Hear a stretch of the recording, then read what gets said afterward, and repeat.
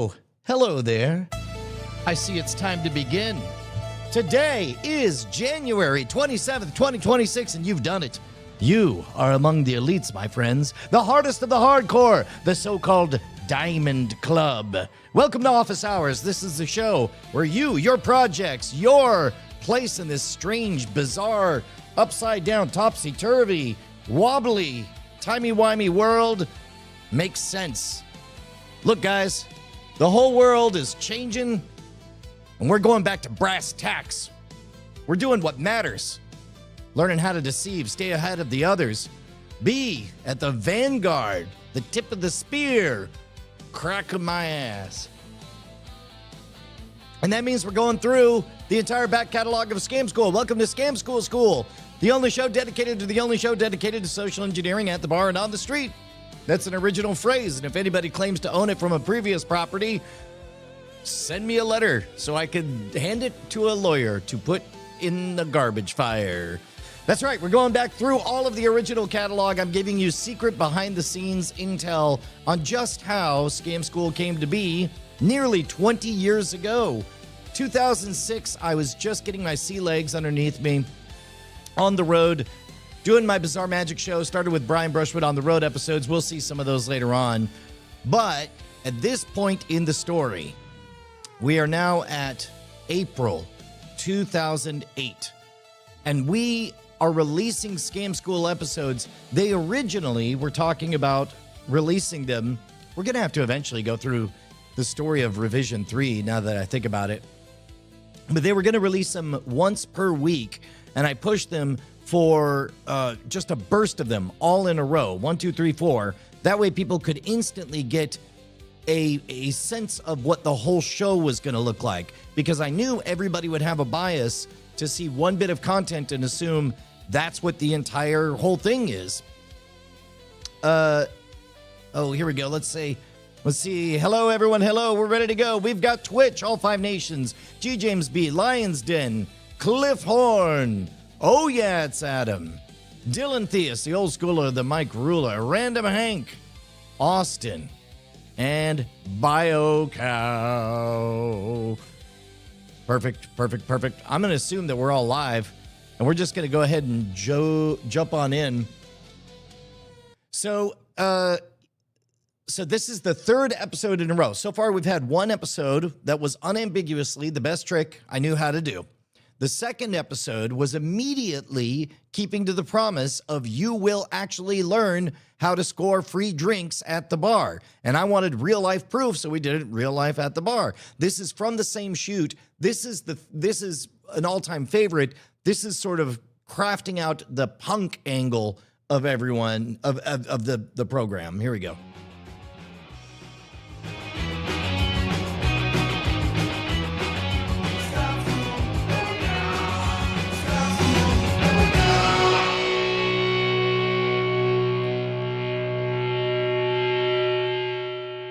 What's up, guys? Welcome to Scam School, the only show dedicated to social engineering at the bar and on the street. I'm Brian Brushwood, your host, and today we're going to learn something a little bit different. This trick will not necessarily win you any money. It may not necessarily get you a free drink. It may necessarily get your ass kicked, but it will be freaking hilarious. Check it out.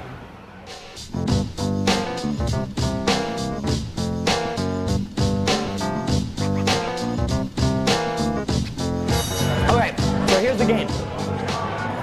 I believe it's called lateral force, but for some reason, this is just a weird quirky thing. For some reason, if you stick a quarter to your forehead like this, right? If you stick a quarter to your forehead like this, and you hit your head on the table, it will not fall off like that, right? I mean, it actually takes, usually, I've never been able to do it in fewer than 3 hits. It's not till the 4th time that it actually will come off, right? And in fact, I will actually bet you, I'll buy your drinks for the rest of the night. If you're able to get the quarter to fall off in less than 3 hits, I'll show you. So here's what you're gonna do. You wanna set your drink off to the side, actually, and then and scoot on in. I'll actually stick it on, yeah, there we go, perfect. And then we'll just go ahead, we'll stick that on.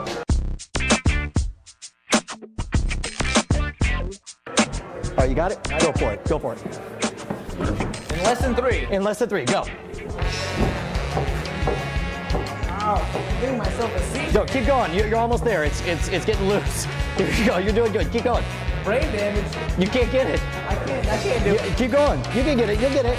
No. You just got to go a little bit harder. Come on. If you angle it down more towards, you got to get the downward force. I've lost memories. I can't. You're like, I don't remember math anymore. Listen, I don't know. Are you gonna give up? You gonna buy me a drink? Me say yes. No, come on. You can do this. No, you totally can. Come on, you're almost there. You gotta do it. You gotta really put the muscle into it. That's it. My head is, there's a split. All right, screw it. Take it off. No, go ahead and take it off.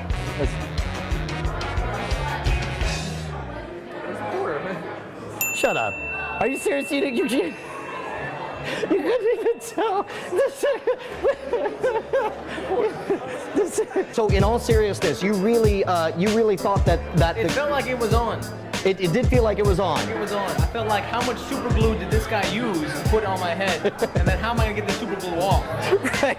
So when you put the coin on their forehead, if you put your fingernails over the edge of the coin and push against it, it feels like it's still there when it goes off. Now you want to make sure to pull it off to the side, because otherwise they'll actually see it there.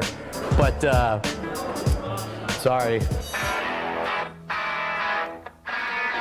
Now, if you're going to do the coin on forehead trick, you've got to know your audience. Make sure you pick the right person to do it. That means everything in order to keep you from getting your ass kicked.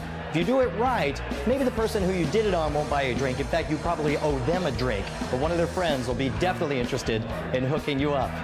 Don't forget, if you have any questions about this scam, or if you want to share one of your favorite bar scams, write me at brian@revision3.com. If we use your submission on the air, I'll send you a copy of my book, Cheats, Cons, Swindles, and Tricks, 57 Ways to Scam a Free Drink. You guys take care.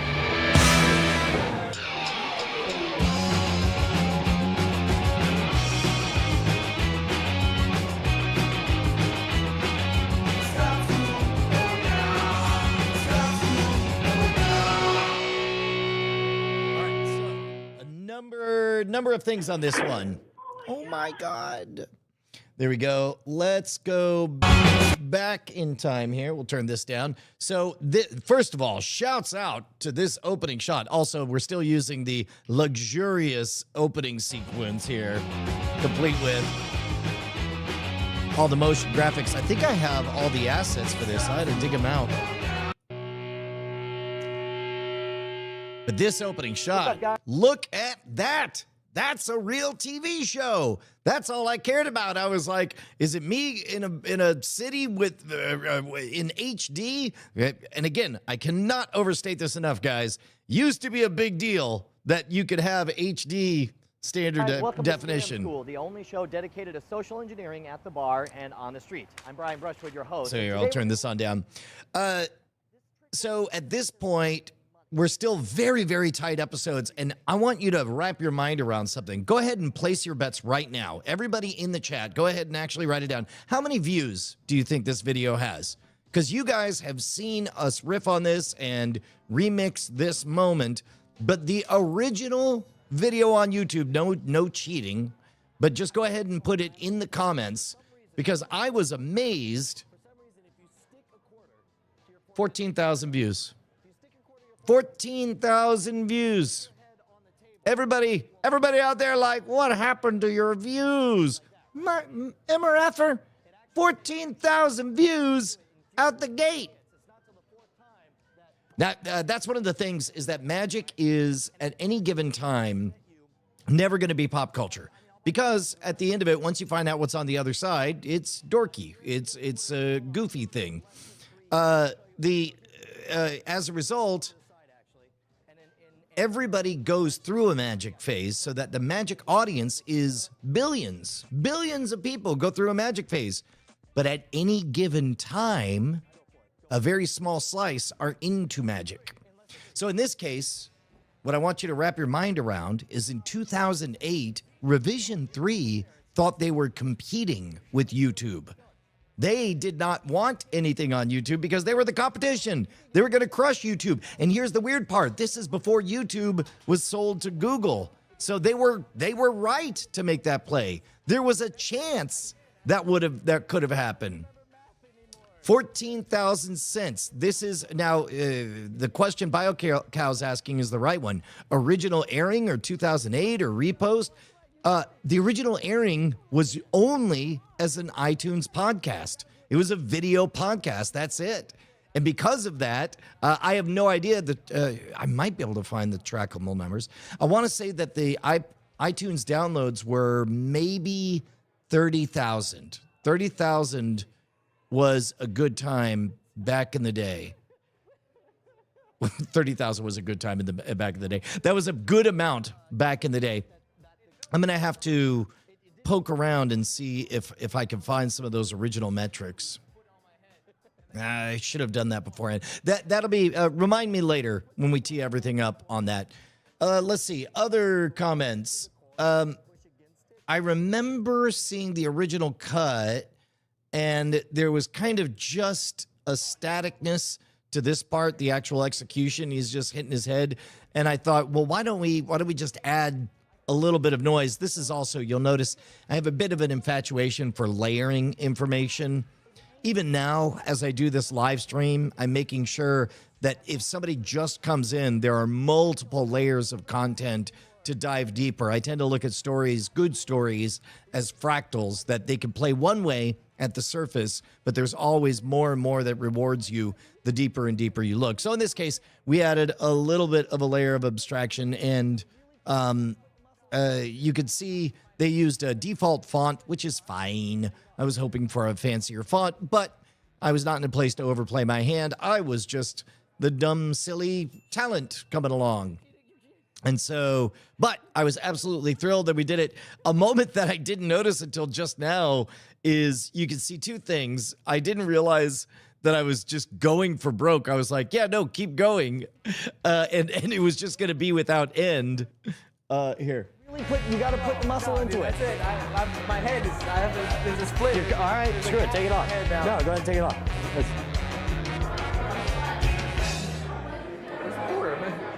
Shut up. Are you serious, Eugene? So in that moment, that is me, his reaction. So here's the thing that really happens to people.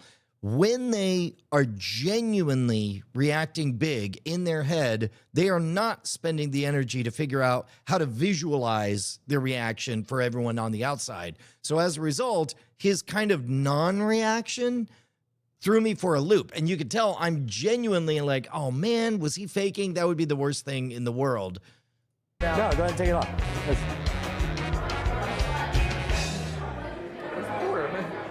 Shut up. Are you serious, Eugene? And so that laughter is almost certainly relief.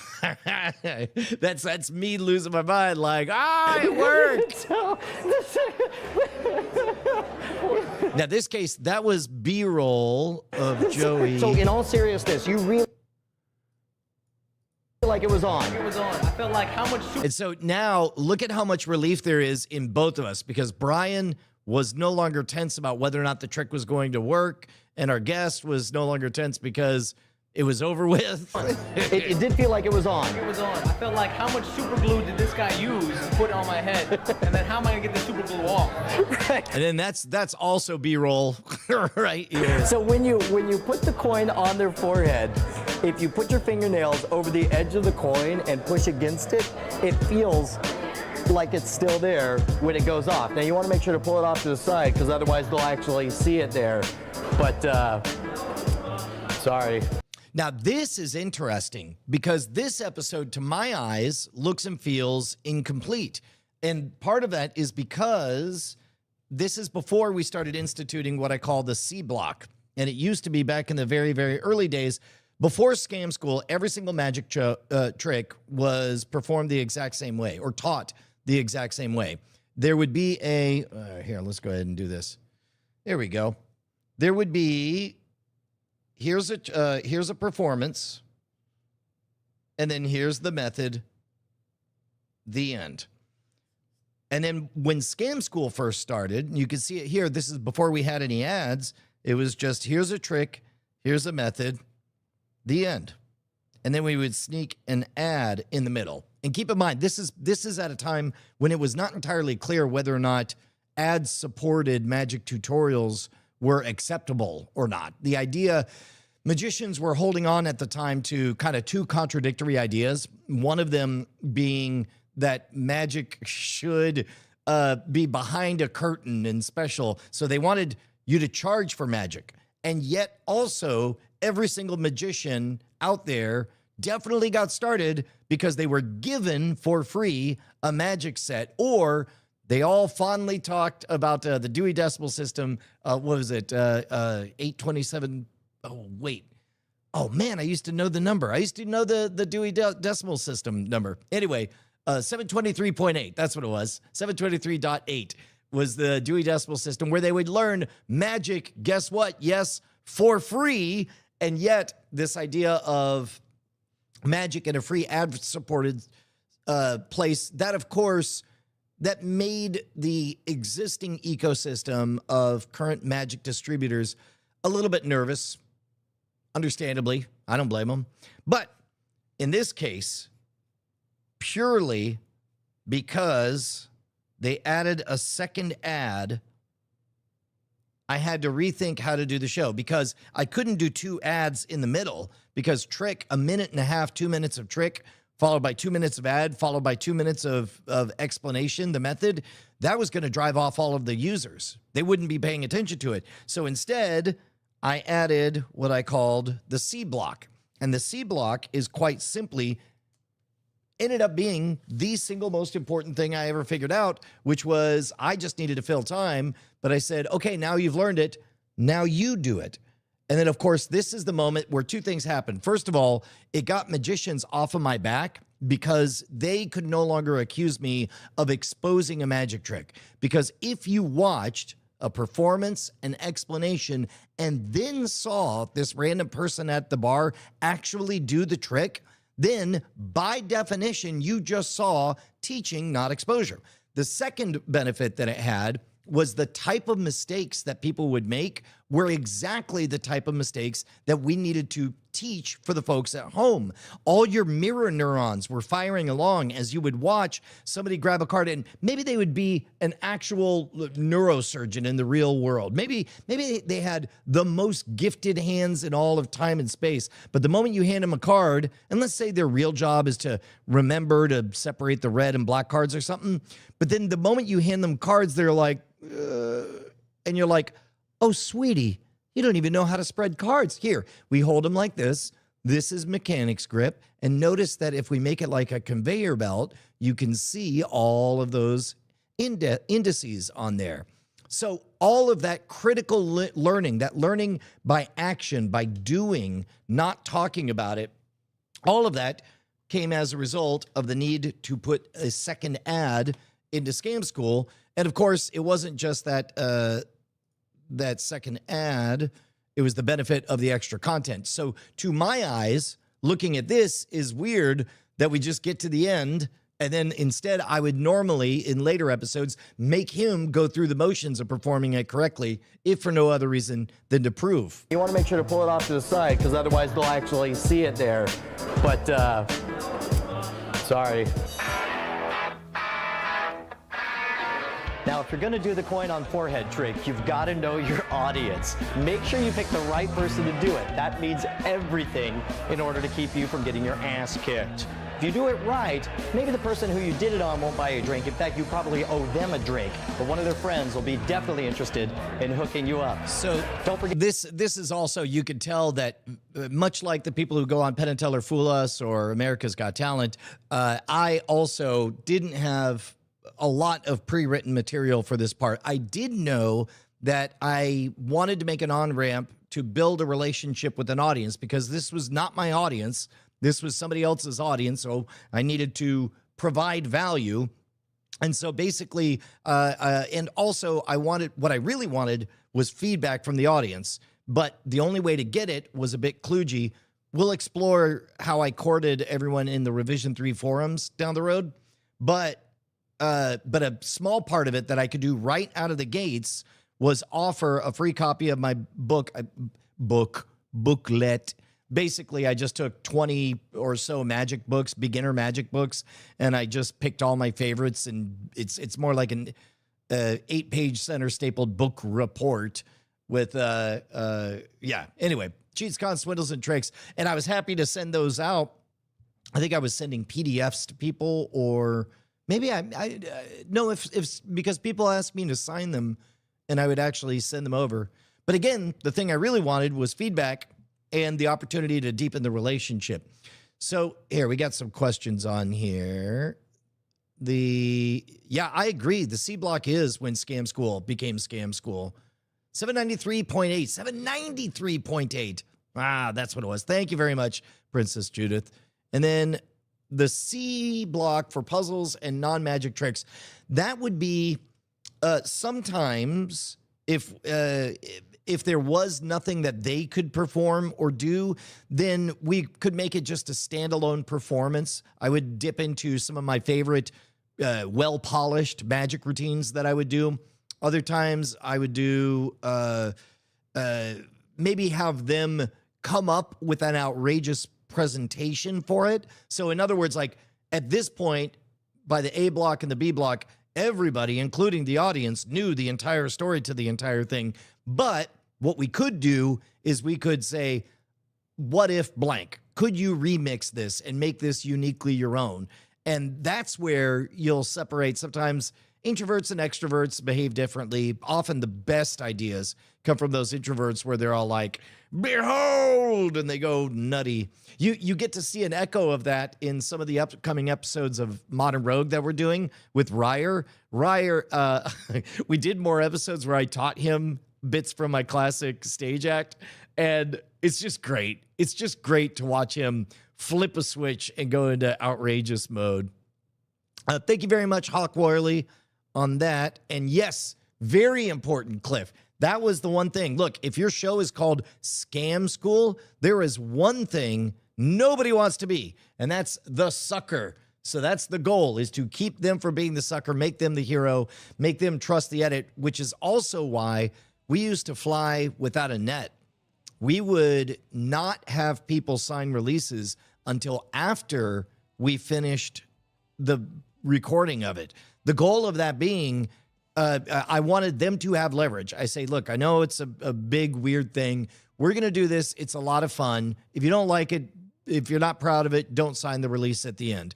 And I was gambling with, I guess really I did that more once I took over production, because then I knew I was gambling with my own time, effort, energy, and money instead of the companies. The companies, this is back when they would book folks for everything. Let's see. Yeah, G. James B says, I don't recall the ads ever being intrusive, which is good. Yeah. How many decided to not sign the release in the entire history of the run of Scam School? One. Only one. Only one time somebody went and did the whole thing, and I think it had nothing to do with their enjoyment of the performance because they were great. I think that at some point during the recording, it occurred to them that they either had a job or a gig they were working on, that it would be a problem to have anything out there in public. And nope. Now I remember more clearly. They got to the end, and then they looked at the release and they're like, let me call my lawyer. Let me guess. Lawyer said, don't sign nothing. That's fantastic, Sonan333. Yeah, we'll go through those Revision 3 ads. We could talk about how those went as well. They were there with their side piece. It could be. It definitely could be. Or they are in the witness protection program. Hey, while we're at this part, real quick, guys, let's do a quick lag test. Everybody type something and then report how long the different lags are. Because if I'm understanding everything correctly, I think Twitch, with this restream format, only goes 2 or 3 seconds of lag, whereas YouTube, I think, is still 15 to 20 seconds. So we'll see. Good morning, Noah Karatu. Good morning, Matt York. Great job on the new shorts. Everybody, round of applause for Matt York. He was able to carve out 18 different shorts from the new Lucille Ball episode. It's great. Maybe they were working a secret job like with Apple. Oh, that's great. So let that be a lesson to all of you guys. If you are looking, here, I'll title edit this real quick. We're going to do twitch.tv/Night Attack. Oh, we got lyrics on Synth Mage. Oh, wow, that was dumb. Why did I do that? How about no? There we go. There we go. Twitch.tv/Night Attack is the way to get the lowest lag. If you guys want to be fastest on chat. Or watch it on whatever you... Oh, wait. No, yeah, you do want to watch it on Twitch so that you can react the fastest. YouTube is 20 seconds. Alanon 666 is coming in at 10 seconds. Oh, that's wonderful. Wait a minute. Hold on a tick. What just happened? I don't know. Oh, I don't know, man. What did just happen? I know what just happened. Slinging Nerd just gave money. So what? Who cares if money got? The problem is, when money happens, Brian has to stop everything and do the bit. What bit? The bit with all of the voices. Yeah, there's the monster. Me, Justin Robert Young. The walking embodiment of all AI, and the one we all hate. Hate him, he's the worst. He sucks balls. It's me, time-traveling, crooning megaphone man. Thank you. Yeah, he sucks. But you know who doesn't suck? Is Slinging Nerd. Thanks, Slinging Nerd. You're the best. You totally rule. Thank you. All right. Thank you very much, Slinging Nerd. Appreciate it. Protocol deactivated. Pow, pow, pow. Don't forget to shift plus what? For a while testing. Oh, Humdinger protocol's been deactivated. I gotta turn on the Humdinger protocol. Here, we'll do that. Event flow editor. Deactivate. Activate. Save flow. There we go. The Humdinger protocol is now active. Good job. So, and the one last thing. There we go. You know what you have to do now, though. Now you've done it. Now you've done it. That's a good point. Oh, yeah, it's Adam. I'll tell you what. Name submissions only cost a super chat or some bits. Watch it on Twitch, get them bits, jiggly bits. Jiggly bits. Jiggly bits. Jiggly bits all around. Thank you. Dim bits, dope. Hey, did you guys notice that I updated the horizontal crawl? I think that's come out pretty well. Look at that. So, you guys can put thank you very much for cleaning that up, Cliff Horn. I appreciate it. And Dylan Theos.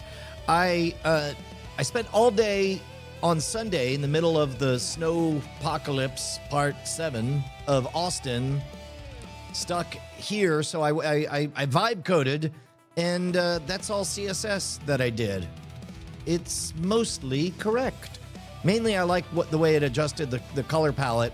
And what I wanted is something that also really highlighted your avatars. So you'll notice that I was able to make the avatars bigger than the rest of the bounding boxes. And yeah, look at that. Vincent Veldkamp, thank you for joining us, sir. Yeah, I wish I had something interesting. There is a particular coffee brand that I'm talking about working with. I'm really excited about them. They're very, very good. But talks are ongoing.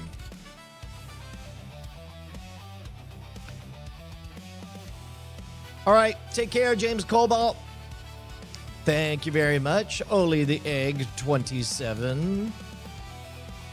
So I think what we're getting close to is there's a curious artifact possible in YouTube, which is Here, let's take a look at our analytics here.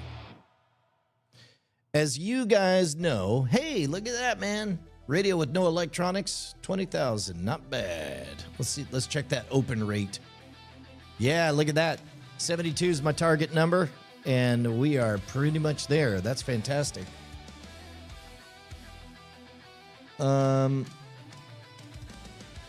So, a thing that I tell people, when it comes to content, YouTube gives you the answer. Here's what they do. If there is a tab for it, they want you to do it. That's it.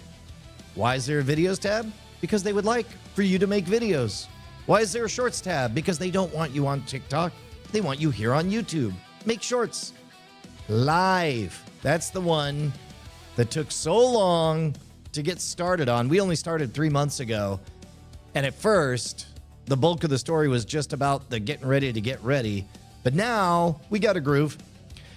Your live posts, well, I'll get back to that. Posts, oh, my posts game is weak. Look at that. Here, let's go lifetime on posts. This is the next thing, and I suspect that we're going to need, you know what? I wonder if any of you guys would be interested in writing some guest posts to go up on either Monologue or the Scam Nation channel. Because both of them just want to be fully saturated. And a big part of the transformation of the last year is recognizing that we're no longer in an age where you could just hire more people to do everything. The incentives are aligned such that one person has to hold the whole operation in their mind, or everybody has to own certain pieces of the whole operation. And so as a result, I mean, you guys have been watching me. I believe I've posted 1,000 shorts over the last year and a half and done as many episodes, and now done hundreds of live streams. And you guys can feel that we're sort of dialing in. This is why I'm beginning to clearly understand what is and is not live streams like these. This is the reason it's official. Anybody who shows up for the live streams, you're in Diamond Club. You are in Diamond Club. You are in Diamond Club. What is this? This is a secret handshake that gets you my full attention, because I don't advertise this anywhere. The only way to find this is deliberately hard buried into highly confessional all the way inside Brian's id. That's where you get to find it. My playlist game, we've got the complete catalog of Modern Rogue episodes, but we're getting to a point where I need to make a playlist of all the office hours. And podcasts never really got anywhere on Mono Rogue or on Scam Nation. On Scam Nation, though, we do have World's Greatest Con on the podcasts. But we need to do video versions of all of those. You're in. You're in. You're in. You're in. You're all in. BioCow. BioCow's so in. He's making the merch for it. Look at this. Look at this bizwaz. Nope. How about the other way? Ya chow, pow, pow. Right there. The real ones. There's some Diamond Club tattoos floating out there. That's all the real work. What am I doing? Oh goodness. There we go.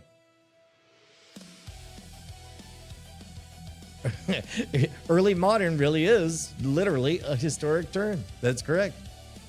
Oh, the Discord. Yeah, let's talk a bit about the Discords, because right now I got a lot of Discords, and it crosses over into that threshold of looking like too much homework for me to even join in on. There's just too much happening all over the place. There's a Diamond Club Discord. There's the Modern Rogue Discord. There's a Scam Nation Discord. There's a Founders Discord. There's a First Class Society Discord for people taking my classes.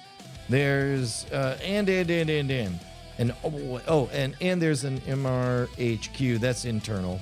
That one I do make sure to poke into. But where do you? Oh wait, we got 2 donations to do the bit for. Let's see. Hold on. Oh dear.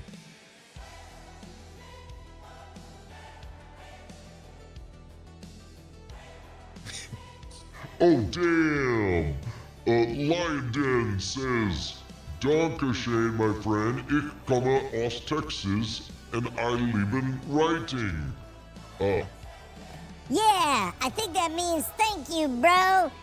I come to Austin, Texas, and I love writing. I live writing. Somebody should sing a song. I am not very musical. Dankeschön, my friend. Ich komme aus Texas and I liebe writing. Shut up! Oh, yeah. Yeah, shut up. Yeah, shut up. Thank you. All right. I'll get better, I promise. And then we got another one. More chunky voice, fair sir. How does clipping work? How does clipping work? Here's a clipped voice. I think that one is supposed to be clipped. I don't think I'm clipping right now, though. I hope not. Thank you for the reminder. Y'all are keeping me awesome. Perfect pronunciation. Yeah, that's perfect pronunciation. Let's see. Bloop. Aha. Nope. Nope. There we go. That'll fix itself shortly. Oh, hey, I learned another thing. Check this out. This camera looks much, much better now. No. No. Where did it go? No. My pen. Mine lay pen.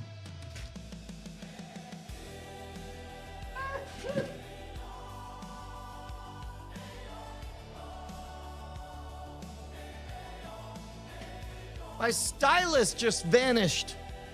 I heard the click as it hit the ground, and now for the life of me, I can't see it. Oh, goodness. Oh, goodness.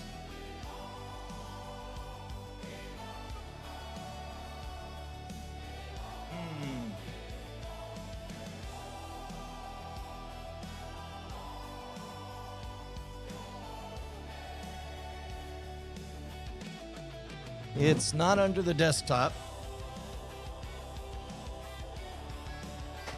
Oh, look at this. I caught it. It bounced over the pedal all the way, rolling under the subwoofer. Yeah, the subwoofer. How about that? Anyway, what I was going to tell you is that this camera looks a lot better now because I discovered the magic of... There we go. Let's go to image on Quap Ika. So it was...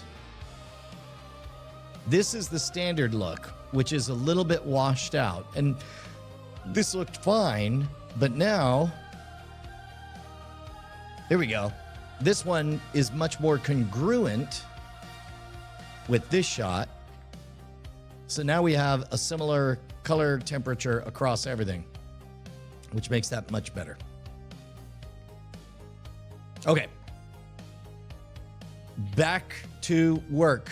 I didn't plan on a deep fake for today. We'll do a...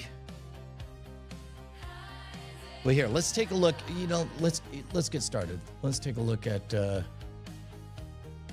Hawk Worley's.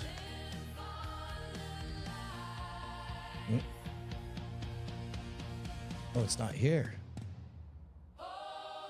It's not here. Wait a minute. Oh, look at that.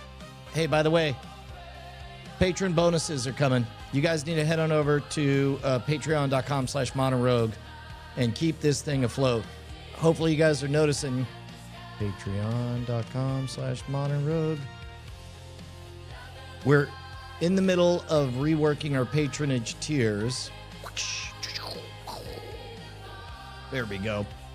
Head on over to patreon.com/monorouge.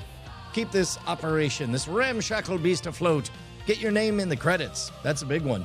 And of course, you guys heard that we're talking about a physical media zine coming. That's going to take a bit for us to figure out because that'll be a blend of on-screen content along with physical goods that we're going to send you quarterly.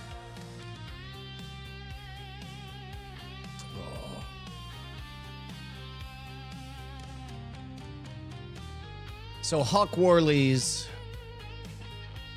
Let's do this. I'll email over this.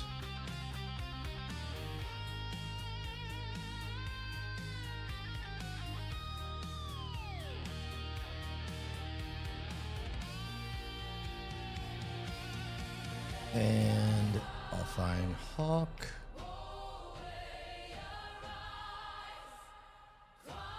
And now, there we go.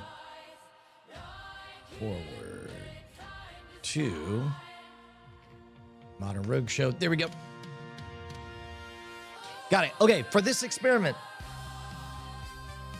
There we go. Close that. For this experiment, what we're working on is we want to see if a deep fake could allow somebody to act better than they would otherwise normally act. So in this case, what I asked for is... Oh, there we go.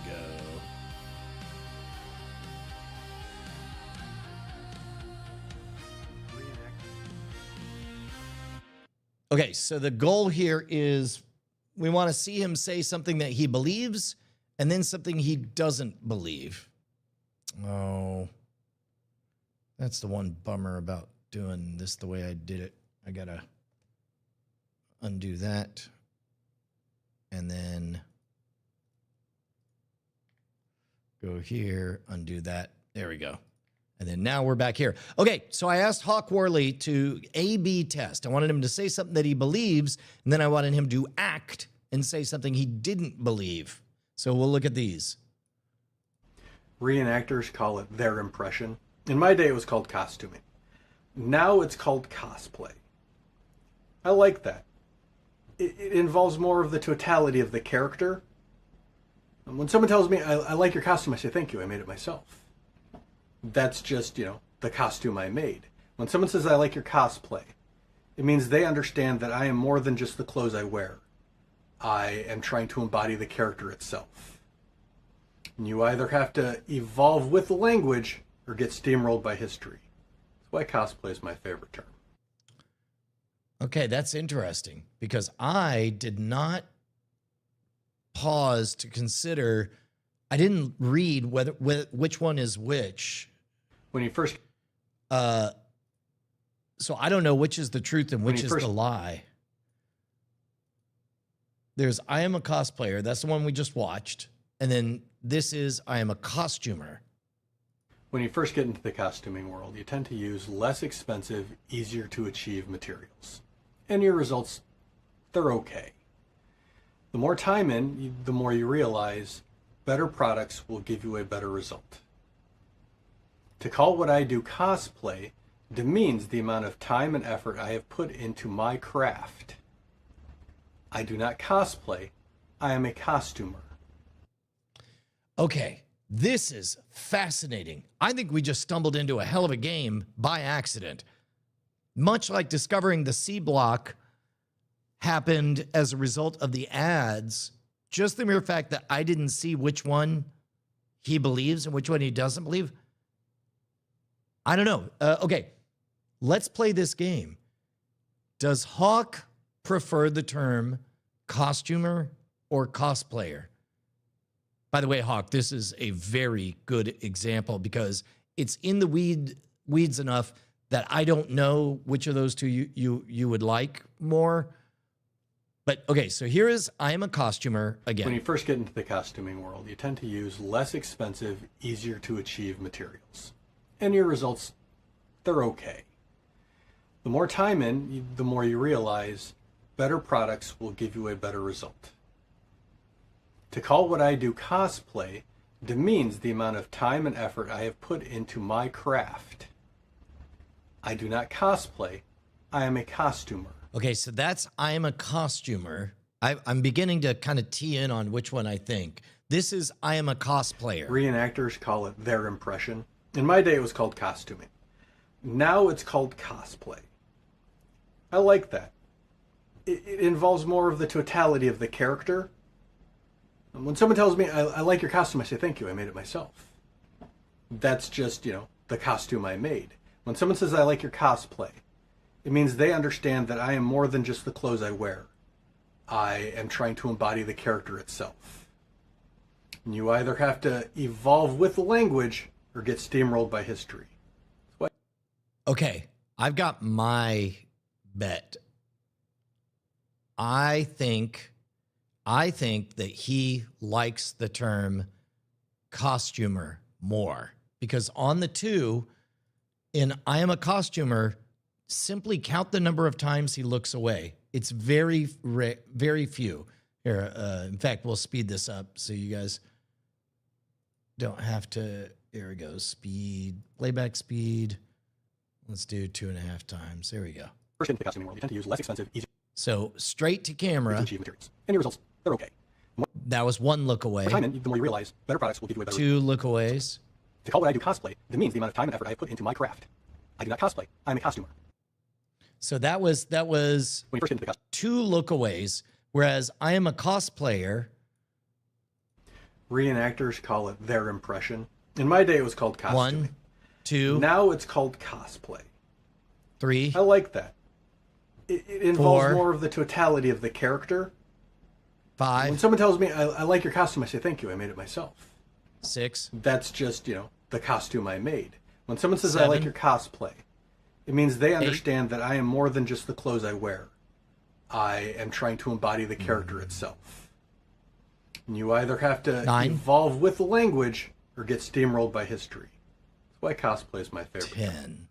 Okay, so I'm going to say, based on traditional lie cues, he had 10. Each one seemed to be a wind-up to deliver. He was always able to deliver what I assume are the lies straight to camera, but in that cognitive moment to access that mental model, he had to look away. Oh, there we go. Oh, thank you very much. Today I learned. Yeah, thank you very much, Val Russell. Okay, I will not show his email. Oh, wow. So I still don't know. I still don't know which one. I only have my guess. The term cosplay. Wow.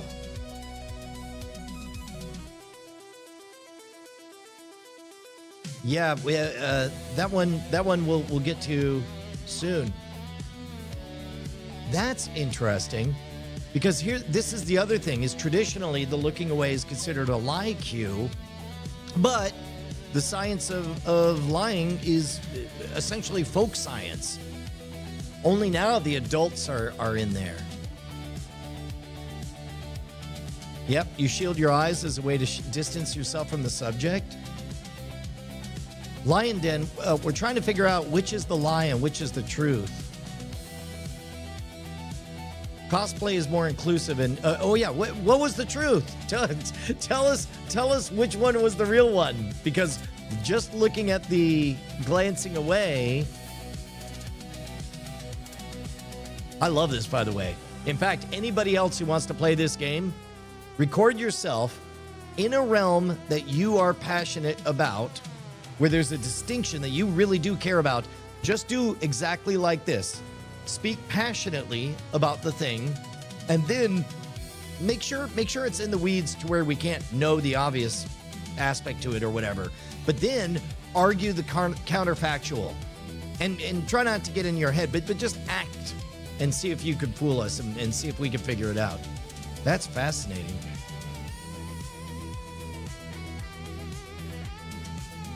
Ah, so in this case, we did notice the glances away, and I interpreted them as lie cues, when really they were vulnerability cues. That's excellent.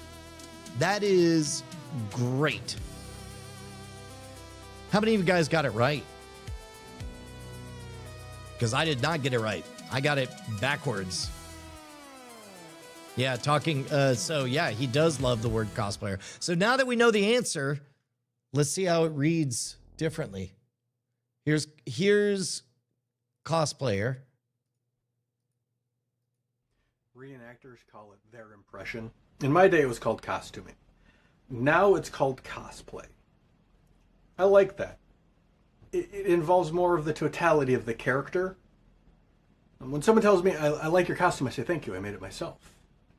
That's just, the costume I made. When someone says, I like your cosplay, it means they understand that I am more than just the clothes I wear.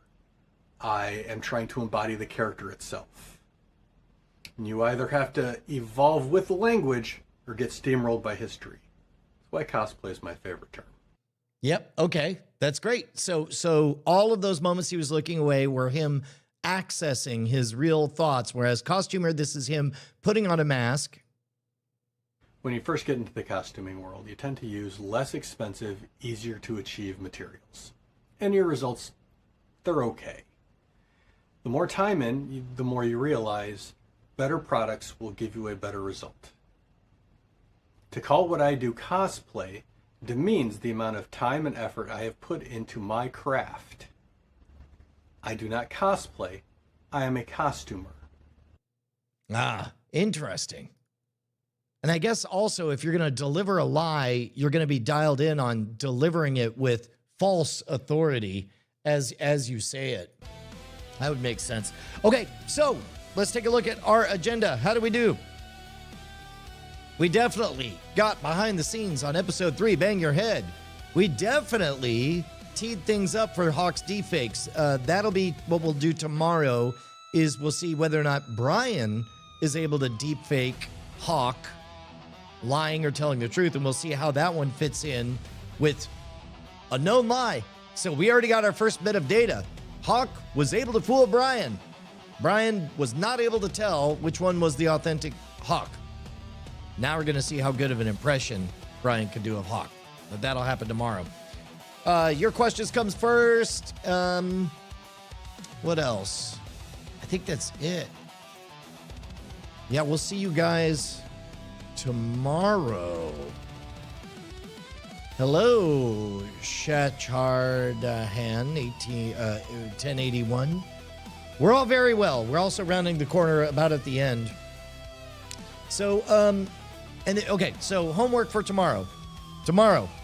Boop, boop, boop, boop, boop. Tomorrow we're going to do episode 04. That'll be Scam School. We're going to do Hawk, Deepfake, and hopefully your lie versus truth. And of course, we also have a BB Live Show alumnus who showed up. He was able to track down his appearance on BB Live Show all the way back in the day, 16, 17 years ago. So we'll get a chance to peek that out. Yeah, no, that's a lot of things end up being SSS. Scam Sasquatch of the Supernatural, Scam School. I guess that's it. No, I think I had another one. I'll figure it out. All right, guys, that'll be it for this episode. We'll see you guys tomorrow, bright and early. If you want the low latency, make sure to head over to Twitch. And I'll see you guys tomorrow.